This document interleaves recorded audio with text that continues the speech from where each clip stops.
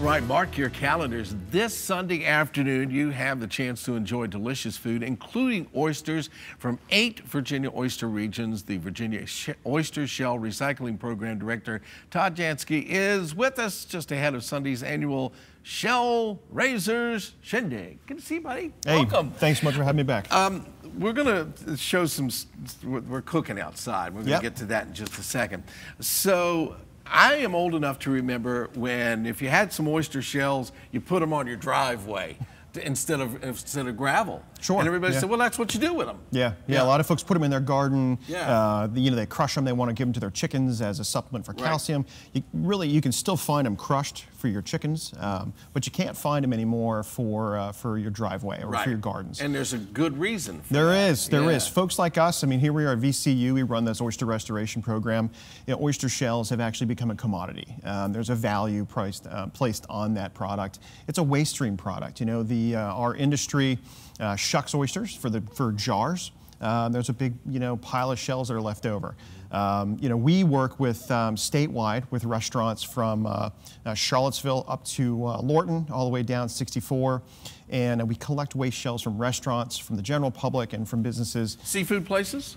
Yep, I'll go by a seafood place and I'll see a stack of oyster shells 30 feet high. Well, so no, we don't take those. So that would be a processor. And those guys are typically putting them back on their own grounds. So if you're driving through Deltaville and you see J&W Seafood, one of our partners we work with pretty closely, all that shell that's there, that goes onto their beds, onto their locations for building their own oysters for what they're going to harvest later on. We're building reefs that are sanctuaries, are protected, and they're adjacent to either a public harvest or a private harvest area. So we're helping create habitat and help build some new oysters for them. You know, oysters are such a vital part of keeping the Chesapeake Bay clean. They're a filter, basically. Sure, absolutely. Yep.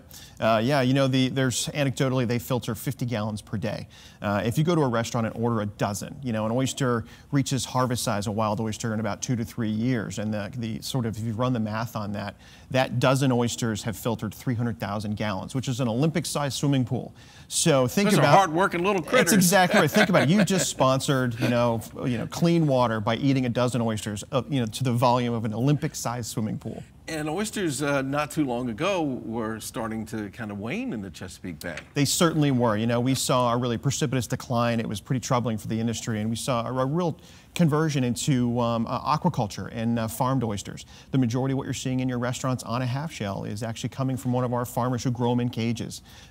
We certainly have a very strong and growing again wild harvest. That still is providing us those wonderful fried oysters and oyster stews and things like Brittany's cooking for us out back. Let's talk about the party coming up this week. It is a big one. It is. This is our third one. This is our annual event. It's our fundraiser to help support our oyster restoration program at VCU.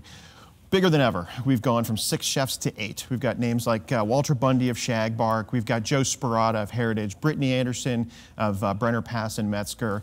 Brittany's out in the backyard right now. She absolutely and is. She's making oyster stew. Is that what she's an oyster corn chowder, I think, is what she's doing. Corn chowder. That's what, oh, there she is. She's still stirring and working.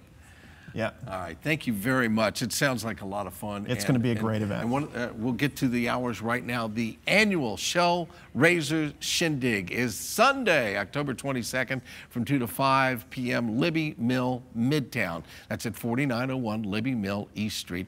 WTVR.com/VTM is where you can find the link for all the details. And go on out and, oh, shucks, have a good time.